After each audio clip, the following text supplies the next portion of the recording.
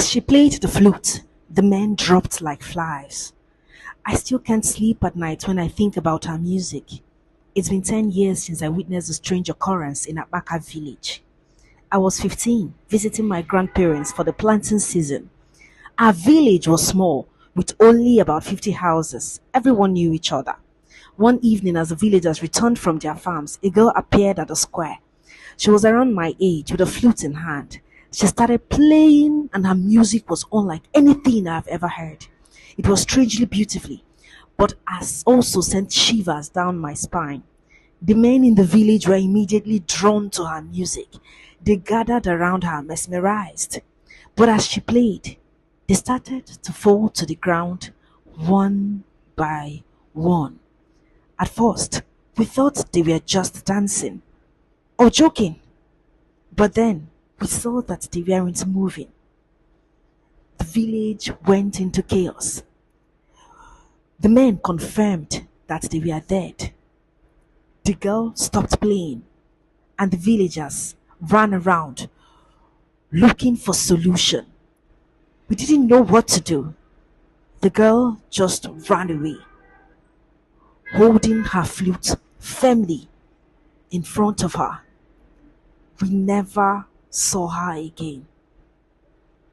The village elders, they said the girl was a servant of the gods, sent to punish our village.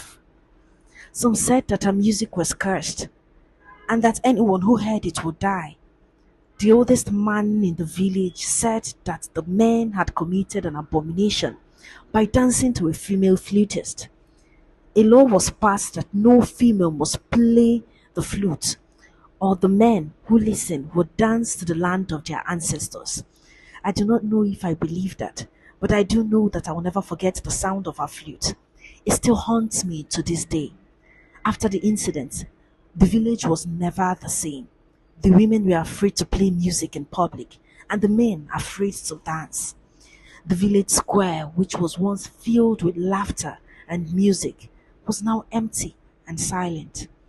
I left Abaka village after the planting season, but the memory of the flute player has stayed with me.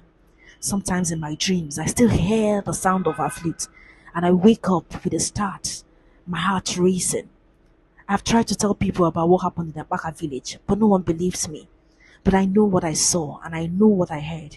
The flute player of Abaka village was real, and her music was deadly. Even now, 10 years later, I still wonder what happened to the flute player.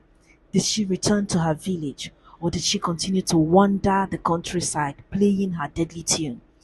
I'll never know, but I'll always remember the sound of her flute and the terror it inspired in me. The flute